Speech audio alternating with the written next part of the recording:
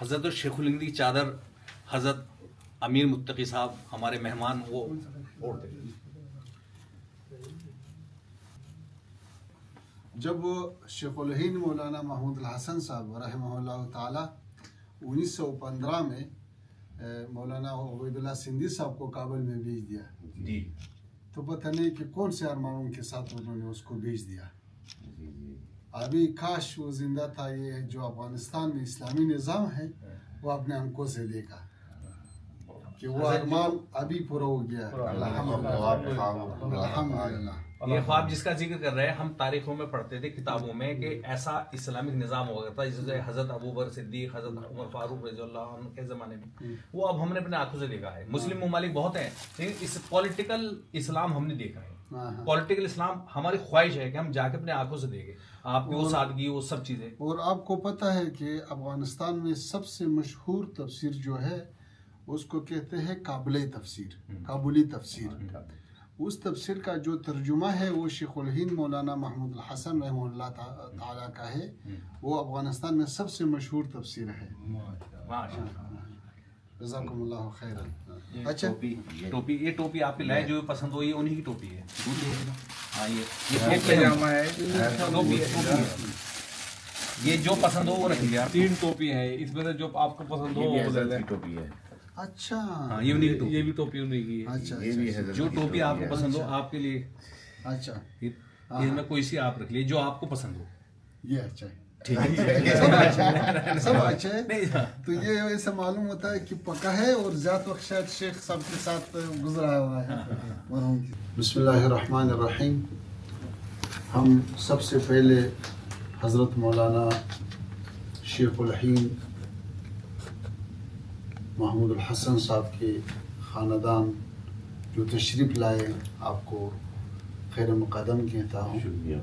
اور میں آپ کا مشکور ہوں کہ آپ حضرات نے حضرت شیخ الہند صاحب کے جو چادر ہیں اور اس کا جو ٹوپی ہے وہ ہم کو دیا.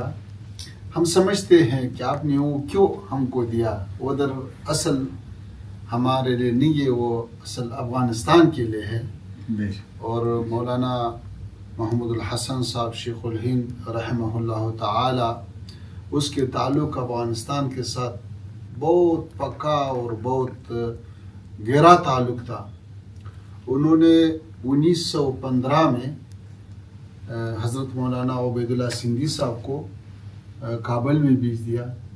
وہ کئی سال وہاں تھے اور پھر اس وقت افغانستان کا جو حکمران تھا اس کا نام تھا امیر حبیب اللہ. امان اللہ خان کے باپ امیر حبیب اللہ اس وقت افغانستان کے حکمران تھے، حاکم تھے، امیر تھے. اور مطلب یہ ہے کہ اتنا دیرینہ تعلق ہے. اور حضرت شیخ الہند صاحب کا جو ارمان تھے وہ اسلامی نظام تھے. جی کاش وہ زندہ تھا تاکہ وہ آپ نے آنکھوں سے دیکھا کہ ابھی افغانستان میں اسلامی نظام ہے. وہ کتابیں جو یہاں پہ علماء پڑھتے ہیں تدریس کرتے ہیں الحمدللہ وہ ادھر عملی نافذ ہو چکا ہے. تو ہم اس پر میرے لیے بہت خوشی کا مقام ہے کہ افغانستان اور مسلمانان ہندوستان اور خصوصاً علماء دیوبند کے ساتھ اتنا پکا اور اتنا دیرینہ اور اتنا گہرا تعلق ہے. اللہ تعالیٰ اس میں اور بھی برکت ڈالے. نہیں، دارالعلوم دیوبند کے طلباء اور اساتذہ کے علاوہ بھی دیوبندی عوام کے بھی اندر آپ کا استقبال بہت زبردست رہا. جذبہ بہت عام مطلب عام آدمی بھی اس بات سے مطلب وہاں بھیڑ کا حصہ تھا، مطلب دیکھنا چاہتا تھا آپ لوگوں. عوام بھی یہ نہیں ہے کہ صرف عوام بھی. ہم جب ادھر آیا تو ہم چاہتے تھے کہ زیادہ وقت ادھر گزرے اور زیادہ ملاقاتیں ہو جائے اور لوگوں کے ساتھ، طلباء کے ساتھ اور جلسے میں شرکت کرے.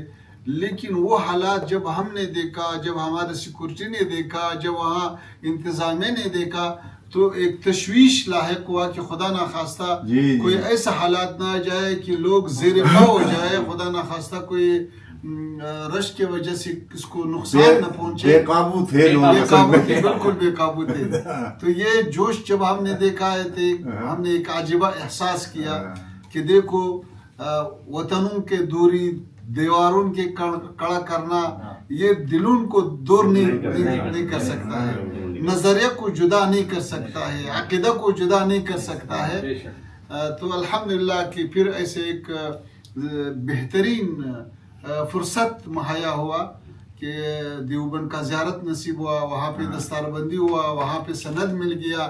تو ہم سب دیوبند کا جو اکابرین ہے، علماء ہیں، اس کا مشکور ہوں، اور جو پرجوش استقبال اور جو خیر مقدم جو عوام نے کیا، طلباء نے کیا، علماء نے کیا، میں اس کے الفاظ نہیں میرے پاس کہ میں کیسے اس کو بیان کروں یا کون سا الفاظ میں اس کا شکریہ ادا کروں.